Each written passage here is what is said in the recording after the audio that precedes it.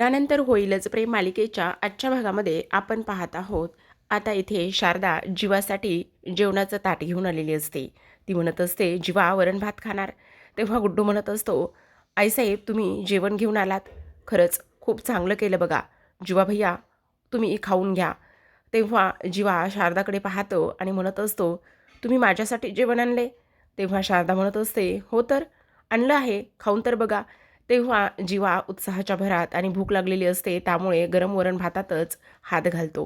तेव्हा शारदा म्हणते, तरीच म्हटलंच होतं, नंदिनी बरोबर बोलली होती.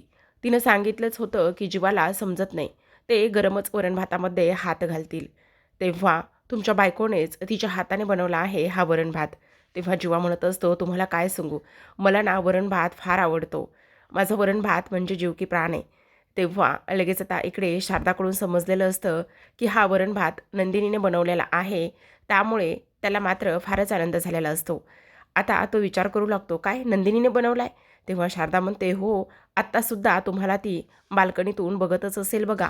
असं म्हणता क्षणी आता जीवाचं लक्ष बाल्कनीकडे जातं आणि बाल्कनीकडे गेल्यानंतर जीवा हा पाहतच राहत असतो. तेव्हा नंदिनी जीवाच्या नजरेस नजर देऊ शकलेली नसते. ती ताबडतोब आतमध्ये निघून जाते. इथे मात्र जीवा म्हणत असतो, नाही नकोय मला हे जेवण. तेव्हा शारदा म्हणते, का नकोय जेवण? असं काय करताय? खाऊन घे ना. तेव्हा जीवा म्हणत असतो, नाही, खरं तर मला वरण भात खूप आवडतो.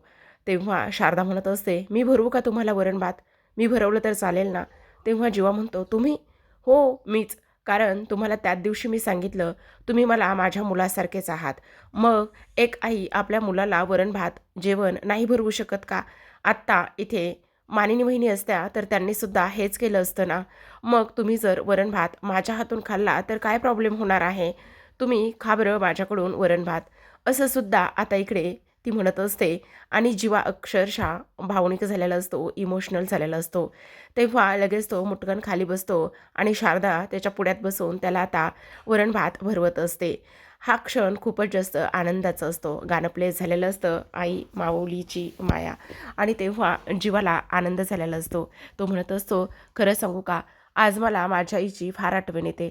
तेव्हा इकडे नंदिनी हे सगळं काही दुरून पाहतच असते. ती विचार करत असते, आईनं तर जीवाला भरवलं सुद्धा. आता हे सगळे काही क्षण पाहत असताना इकडे जीवासुद्धा आनंद साजराच करत असतो.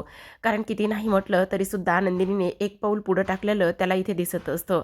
म्हणजेच त्याच्यासाठी जेवण बनवलं, वरण भात बनवला, हे काही मोठीच त्याच्यासाठी अचिव्हमेंट असते. आणि तेव्हा नंदिनीच्या डोळ्यामध्ये सुद्धा पाणी आलेलं असतं. नंदिनीला असं वाटत असतं की आता जीवा एवढ्या टोकाला गेलेल्या आहेत, अक्षरशः तंबू ठोकूनच मला मनवण्यासाठी दारात बसले आहेत. तर आता देशमुखांच्या घरामध्ये सुद्धा हेच सगळं काही सुरू असतं. देशमुखांच्या घरात आता इकडे जो बोका आहे तो मात्र झोपलेला असतो, पण त्याला सतत काव्याचा भास होत असतो. दुसऱ्या बाजूला गेस्टरूममध्ये काव्या शिफ्ट झालेली असते आणि इकडे काव्या तिच्या जो काही बोका तिने मागवलेला आहे त्या बोक्याला ती झोपवत असते. आणि तेव्हा ती त्याला म्हणत असते, झोप रे बोक्या, गुड नाईट वगैरे ह्या सगळ्या गोष्टी ती इथं बोलत असताना आता आपण पाहतो की पार्थ उठतो आणि पार्थला वाटत असतं, काव्या माझ्यासमोर आलेली आहे, म्हणजे काव्या मला भास होतोय. तर आता दारामध्ये काव्या असते, पण खरं तर हा फक्त आणि फक्त पार्थला भास झालेला असतो. काव्या गुड नाईट म्हणते असं त्याला वाटतं आणि ती निघून जाते. तो खाडकन पुन्हा एकदा उठून बसतो आणि म्हणत असतो, काव्या खरंच इथे होत्या का? काय होते मला हे सगळं काही? मला भास होतोय का खरंच काव्या इथे होत्या? ह्याच गोष्टी मला इथे समजत नाही. असं सुद्धा आता इकडे तो बोलत असतो. तेव्हा काव्या गेस्टरूममध्ये जाते. तिचा तो बोका घेते आणि तो बोका उशीला रेलूनच ठेवते आणि त्याला म्हणत असते, गुड नाईट बोक्या, आता लवकर झोपायचं आहे. थंडीचे दिवस आहेत, त्यामुळे शांततेत झोपायचं आहे, समजलं? इकडे पार्थ विचार करू लागतो, मला हे सगळं काय होतंय? मला असं का वाटतं की काव्या माझ्याशी बोलत आहे? खरंच हा भास आहे का आणखी काही आहे? ह्याच गोष्टी मला इथे समजत नाही आहेत. तेव्हा काव्याने त्या बोक्याला घातलेला जो काही चष्मा आहे तो सुद्धा ती काढून घेते आणि त्या बोक्याला मस्त ब्लँकेट ओढून त्याला पांघरून घालत असते. तर इकडे आता पार्थ AC कमी करतो आणि त्यानंतर पुन्हा शांत झोपण्याचा तो तेवढाच प्रयत्न करत असतो. पण पार्थला मात्र इथे काही केल्यास झोपच येत नसते. सतत बोका आणि त्या बोक्याचे लाड करणारी काव्या, ह्या ह्या सगळ्या गोष्टी त्याला आता इथे आठवू लागलेल्या असतात आणि सगळं काही त्याला भास होत असतो. त्याचबरोबर इकडे AC हा जो काही आहे तो नॉर्मल ठेवण्याचा प्रयत्न करतो, पण झोप येत नाही. त्यामुळे पुन्हा एकदा वाढवण्याचा तो प्रयत्नसुद्धा करत असतो. इकडे आता काव्या आहे ती सुद्धा स्वतःला झोपवण्याचा प्रयत्न करत असते. तिला असं वाटत असलं की नाही आता बोक्या खूप रात्र झाली, आता आपल्याला झोपलं पाहिजे. त्याचसोबत सगळ्यात महत्त्वाचं म्हणजे आता आपल्याला सकाळी लवकर उठायचे, आपली मॉर्निंगसुद्धा छान छान झाली पाहिजे. त्यामुळे आत्ता आपल्याला लवकर झोपणं गरजेचं आहे असं म्हणून आता शेवटी झोपलेला असते. काव्यासुद्धा झोपलेली असते, पण पार्थला मात्र इकडे काही केल्या झोपच येत नसते. सतत तिथे टेबलवर ठेवलेलं ते काव्याचं जे काही चित्र आहे त्या चित्राकडे त्याचं लक्ष जातच राहतं आणि त्या चित्राकडे त्याचं लक्ष जात असताना तो विचार करतो, काय करावं काही समजत नाही. खरं तर काव्या इथे आलेली आहे, पण मी काव्याशी बोलू शकत नाही, मी ते सगळं काही विसरू शकत नाही. ह्या सगळ्या गोष्टीचा आता इथे तो विचार करत असतो. आता हवेनेच ते जे काही काव्याचं चित्र आहे ते उशीवर येऊन पडतं आणि ज्या ठिकाणी काव्या झोपत असते त्याच ठिकाणी ते काव्याचं चित्र उडून पडलेलं असतं. इकडे मात्र आता काव्या शांत झोपते. तर आता दुसऱ्या बाजूला आपण पाहतो की जो काही जीवा आहे, जीवासुद्धा आता रिक्षातच झोपणार असतो. आता तो म्हणत असतो, खरं तर आता रिक्षात झोपणं खूपच जास्त कठीण आहे बाबा, कसं झोपणार आहे ह्या सीटवर, मला झोपता तरी येणार आहे का? पण नंदिनी तुझ्यासाठी काहीही करायला मी तयारच आहे. इथे तर खूप जास्त थंडी वाजणार आहे, डास आहेत खूप जास्त. ह्या सगळ्या काही गोष्टी तो इथे बोलत असतो आणि अवघडल्यासारखाच तो झोपत असतो. पण आता नंदिनी तुझ्यासाठी काहीही असं म्हणतच आता जो काही रिक्षाचा लाईट आहे तो मात्र तो बंद करतो. दुसऱ्या बाजूला नंदिनी तिच्या रूममध्ये असते आणि तिच्या रूममध्ये असताना आता जीवा कसा झोपणार आहे, किती अडमुठेपणासारखा हा जीवा करत आहे, ह्या गोष्टीची तिला आता आठवण होत असते. त्या देशमुखांच्या घरामधले त्यांची रूम आणि त्याचसोबत दोघांच्याही मध्ये केलेला तो रोल, हे सगळं काही नंदिनीला आठवतं आणि आता जीवा त्या ठिकाणी त्या रिक्षामध्ये कसे झोपणार आहेत असा विचार नंदिनी करू लागते. आता बेडवर बसल्यानंतर तिकडचा बेड आठवतो आणि बेडवरून अलगदच हात फिरवत असते. त्यामुळे ताबडतोबच उठते आणि पडद्याजवळ खिडकीजवळ येते आणि पाहत असते की जीवा कसे झोपलेत का म्हणून. तेव्हा अवघडलेला जीवा तिला झोपताना दिसत असतो. आता अवघडलेला जीवा तिला झोपताना दिसत असताना मग लगेचच म्हणत असते, खरंच ना अडमोठेपणाचा कळस आहे हा माणूस, आता किती अवघडून जाणार आहे. मान धरेल त्याचबरोबर पाठ धरेल, काय गरज काय आहे, खरंच काय बोलावं ना काहीही कळत नाही. नेमकं ह्यांना सिद्ध तरी काय करायचं आहे ते सुद्धा मला कळत नाही. आता रिक्षामध्ये ह्यांना त्रास झाला तर आणि ह्यांची झोप तरी व्यवस्थित होणार आहे का तेच तर मला कळत नाही, असं सुद्धा आता इकडे नंदिनी बोलत असते आणि रागराग करून आतमध्ये निघून जाते. आता तिला राग तर येत असतो जेव्हा त्या पद्धतीने झोपलाय म्हणून, पण खोलीमध्ये तिला झोपसुद्धा येत नसते. तिकडे जेव्हा अवघडल्यासारखा झोपलाय तर मी अशी शांततेत अशी कशी झोपू हा विचार तिच्या मनामध्ये आलेला असतो आणि त्याचमुळे तिची ही सगळी काही घालमेल सुरू असते. करावं ह्या गोष्टी मात्र तिला समजत नसतात. नाही मी बेडवर झोपू शकत नाही, कारण तिकडे जीवा तसे अवघडल्यासारखे झोपलेत, त्यामुळे मी अशी इथे कशी झोपू असा विचार नंदिनी कंटिन्यू करत असते आणि त्याच रूममध्ये ती फेऱ्या मारत असते. आता इकडे फेऱ्या मारत असताना त्याच बेडरूममध्ये एक सोफा असतो, त्या सोफ्यावर बसते आणि त्या सोफ्यावरती टेकूनच ती झोपलेली असते. तेव्हा इथे शारदा येते आणि शारदा हे सगळं काही पाहत असते. शारदा म्हणत असते, नंदिनी खरंच हेच बायकोचं प्रेम आहे. किती नाही म्हटलीस आणि काही जरी झालं तरी सुद्धा ते स्पष्टपणे दिसतंय. तिकडं नवरा अवघडून झोपलाय, ताटून झोपलाय, तर तू सुद्धा इकडे स्वतःला या पद्धतीने झोपून घेतलेला आहेस. कधीतरी मान्य कर गं नंदिनी की तुझं स्पष्टपणे जीवावर असलेलं प्रेम दिसतंय नंदिनी. हेच तर नवरा बायकोचं नातं असतं आणि एक बायको किती नाही म्हटलं तरी नवऱ्याला आपल्या या अवस्थेमध्ये पाहू शकत नाही असा विचार ती करते. आता दुसऱ्या बाजूला आपण पाहतो की इकडे रम्या आणि वसू दुसऱ्या दिवशी सकाळी छान त्यांच्या खोलीमध्ये असतात. तेव्हा रम्या म्हणत असते, अगं बास गाई, किती आणि काय काय कमेंट्स करणार आहेस, आणखी किती फेक अकाउंट्स ओपन केलेले आहेस, बास कर गं. तेव्हा लगेच आता वसू म्हणत असते, बास ग बास, आता ही शेवटची कमेंट, शेवटची. अगं पण सांग तरी कमेंट्स काय केलेली आहेस, तू नेमक्या कमेंट्स कसल्या करतेस ते तरी सांग. तेव्हा वसू म्हणत असते, अगं बघ मी आता कमेंट काय केलेली आहे, त्या व्लॉगच्या खाली किंवा त्या रीलच्या खाली मी अशी कमेंट केलेली आहे की अरे, ती 16 डिसेंबरची एवढी घाणेरडी रात्र आम्ही कोणीही विसरू शकत नाही. आणि हॅशटॅग ती 16 डिसेंबरची रात्र म्हणजे हॅशटॅग नंदिनी तुला कधीच मिळणार नाही, असं त्या जीवाच्या ब्लॉगखाली कमेंट केलेली आहे. तर इकडे मात्र जो काही पार्थ आहे तो पार्थ झोपलेलाच असतो आणि त्याला स्वप्न पडतं. जेव्हा त्या 16 डिसेंबरच्या रात्री काव्या म्हटलेली असते, माझ्या आयुष्यामध्ये पार्थ हा मित्र झाला आणि त्याने स्वतःहीपेक्षा जास्त मला महत्त्व दिलं आणि हे काव्यार्थ नावाचं मंगळसूत्र माझ्या गळ्यामध्ये घातलं. काव्यार्थ म्हणजे पार्थ आणि काव्या हे आता कधीच वेगळे होऊ शकत नाहीत. त्यानंतर इथे जीवाने सुद्धा सांगितलेलं असतं की मला देवाने दिलेलं एक सुंदर गिफ्ट म्हणजे नंदिनी. नंदिनी माझं सर्व काही आहे. नंदिनी माझं हसणं, रडणं, दुखणं ते सगळं काही आहे. आणि नंदिनीला त्याने प्रपोज केलेलं, इथून पुढं नंदिनीच आता माझ्या जगण्याचा अर्थ आहे. हे सगळं काही जीवा बोलला होता आणि काव्याने सुद्धा पार्थसोबत पुढील आयुष्य घालण्याचा प्रयत्न केला होता. हे सगळं काही पार्थला आठवत असतं आणि तेव्हा तो दचकूनच उठतो. आता दचकूनच उठल्यानंतर तो विचार करू लागतो, हे सगळं काय आहे? का असं वाटतंय की काहीतरी चुकतंय, कुठेतरी काहीतरी नडतंय, असं पार्थला वाटत असतं. आणि तेव्हा तो झोपेतून उठल्यानंतर फार विचार करायला लागलेला असतो आणि विचार करत असताना जे काही ते स्केच आहे ते त्या उशीवरती असतं. तेव्हा त्याच्या मनामध्ये प्रश्न येतो, हे स्केच नेमकं इथे कसं आहे? नेमका काय संबंध आहे ह्या स्केचच्या इथे येण्याचा? कारण हे स्केच तर तिथे ठेवलं होतं, मग आता हे स्केच इथे कसं आलं? ह्या सगळ्या गोष्टी आता इकडे पार्थ बोलत असतो.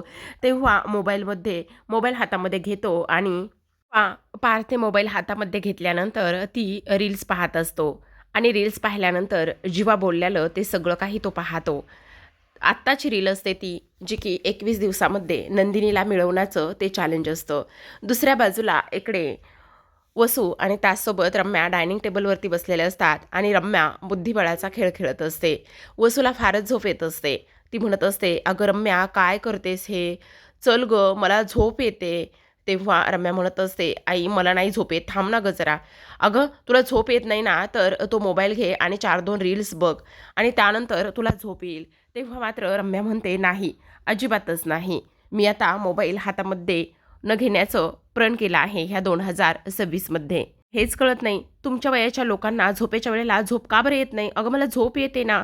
अगं आई मी तुला सांगितलं ना, मी आता फोन हातात घेणारच नाही. मी डिजिटल डिटॉक्सवर आहे. म्हणजे मला नाही कळलं.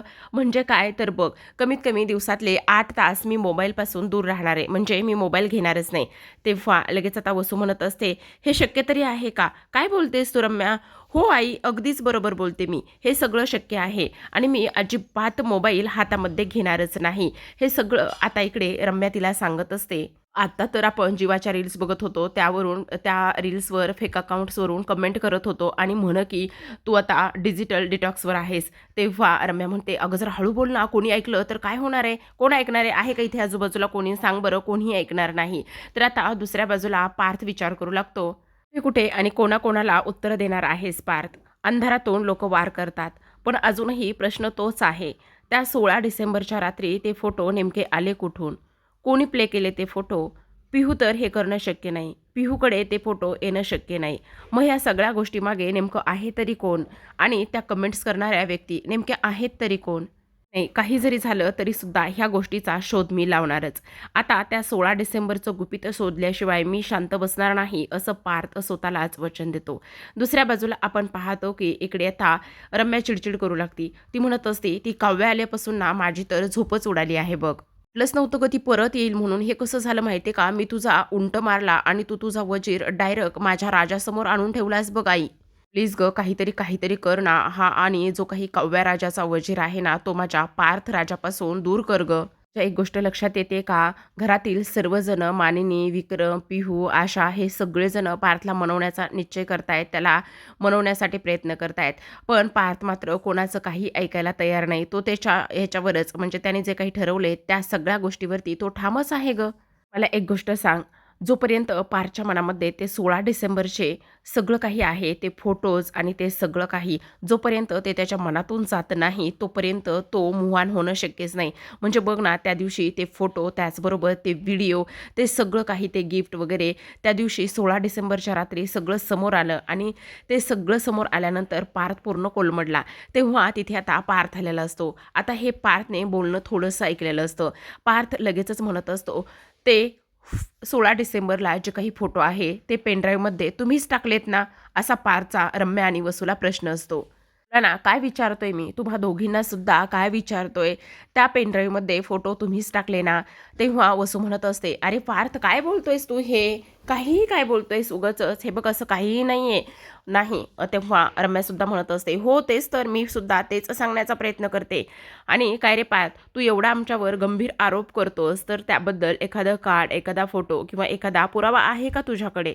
शोधायला गेलो आणि पुरावा सापडायला गेलो तर माझ्या बरंच काही हाती लागेल.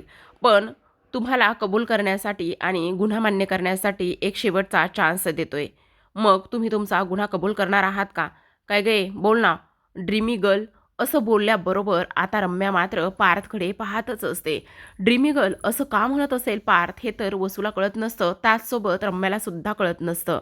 पार्थ म्हणतो, "आता का दातखिळी बसली? तुम्हीच केलं ना हे सगळं?" तेव्हा वसू म्हणते, "ड्रीमी गर्ल हा असा का बोलतोय? मला कळत नाही गं. काय चाललंय हे सगळं?" तेव्हा रम्या सुद्धा म्हणत असते, "हो ना, मला सुद्धा कळत नाही. आत्याला काहीच कळत नाहीये. पण रम्या, तुला कळत असेल ना? सिनेमन कॉफीचा डीपी ठेवणारी मिस रम्या शितोळे, ड्रीमी गर्ल. काय आठवलं ना सगळं काही?" सगळं आत्याला माहिती नाही असा प्रश्न आत्याला मला तर पटतच नाही आणि हे आत्या तुला सुद्धा माहिती असेल. आणि काय गं रम्या, हे सगळं मला कसं कळलं? ह्या सगळ्या गोष्टी मला कशा कळल्या? ते मीच सांगतो. त्या दिवशी मी तुझ्याकडे तुझा लॅपटॉप मागायला आलो होतो आणि तेव्हा त्याने रिकाप दाखवलेला आहे. जेव्हा रम्या इथे किचनमध्ये काम करत होती, तिचे हात पिठाने भरलेले होते, म्हणजे कणिक भिजवत होती, पीठ भिजवत होती आणि तेव्हा पार्थ तिच्याकडे गेला होता आणि तिचा लॅपटॉप पाहिजे होता. त्याचा स्वतःचा लॅपटॉप काम करत नव्हता म्हणून. आता हेडफोन घातलेले होते आणि तेव्हा ती तिच्याच धुंदीत होते. पार्थला ते हेडफोन काढायला लावले आणि तेव्हा इथे पार्थ म्हणत असतो, "मला तुझा लॅपटॉप हवाय." तेव्हा ती त्याला म्हणत असते, "अरे घे ना, जे माझं आहे ते तुझंच आहे."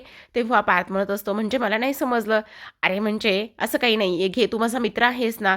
तेव्हा लगेच आता इकडे पार्थ तिचा लॅपटॉप घेतो. आता लॅपटॉप ओपन केल्याबरोबर त्यावर सिनेमन कॉफीचा डीपी असतो. पार्थ हा तिच्याकडे पाहतो आणि तेव्हा तो म्हणत असतो, "वारे वा रम्या, तुला तर सिनेमन कॉफी फारच आवडते वाटतं." तेव्हा रम्या त्याला म्हटलेली असते, "अरे माझ्या मित्राला, म्हणजे तुला फार सिनेमन कॉफी आवडते ना, म्हणून तुला तुझी आवड ती माझी आवड." तेव्हा म्हणजे मला नाही कळलं. "अरे म्हणजे तू माझा मित्र आहेस ना, मग तू माझा मित्र आहेस म्हणूनच ही जी काही कॉफी आहे ना, ती मला सुद्धा आवडते." तेव्हा लगेच आता पार्थ तिला म्हटलेला असतो, "बापरे, तू जे काही हे बोलतेस ना, ते तर कळतच नाही. बरं ठीक आहे, पासवर्ड सांग."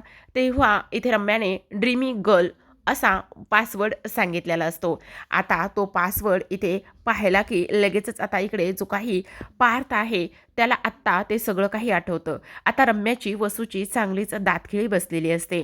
तेव्हा पार्थ म्हणत असतो, सिनेमन कॉफीचा फोटो, तीच सिनेमन कॉफीची प्रोफाईल आणि तीच आयडी. आणखी काही पुरावा हवाय का? त्याच जीवानंदिनीच्या प्रोफाईलवर केलेली ती कमेंट. काही पुरावे, लिंक, कन्फ्युजन हवंय का तुम्हाला? वसू आता सावरासावर करण्यासाठी म्हणते, "ठीक आहे, मी मान्य करते. ती कमेंट मीच केली होती. ती कमेंट आम्हीच केली होती." पार्थ, तुला एक गोष्ट सांगू का? आम्हाला तुझी काळजी वाटते. तुझ्याबद्दल काहीतरी वाटतं म्हणून म्हणून हे सगळं काही केलं आणि तो जीवा एक नंबरचा नालायक आहे. तेव्हा पार्थ मात्र चिडतो आणि म्हणत असतो, "एक मिनिट, जीवा माझा भाऊ आहे. तो आमचा पर्सनल मॅटर आहे. तू ह्या सगळ्या गोष्टीमध्ये पडू नकोस." तेव्हा रम्या म्हणत असते, "असं काय करतोयस पार्थ? तो तुझा गुन्हेगार आहे. त्याने काय काय केले, काय काय नाही, तो तुझा गुन्हेगार आहे. तुला फसवलंय." तेव्हा पार्थ म्हणत असतो, "तो आमचा पर्सनल मॅटर आहे. त्या सगळ्या गोष्टीमध्ये तुम्ही दोघींनी अजिबात पडायचं नाही, समजलं?" आणि कुऱ्हाडीने झाडाच्या मुळावर घाव घातलेत ना, त्यांनी तुटलेल्या फांदीसाठी रडायला तर अजिबातच येऊ नये.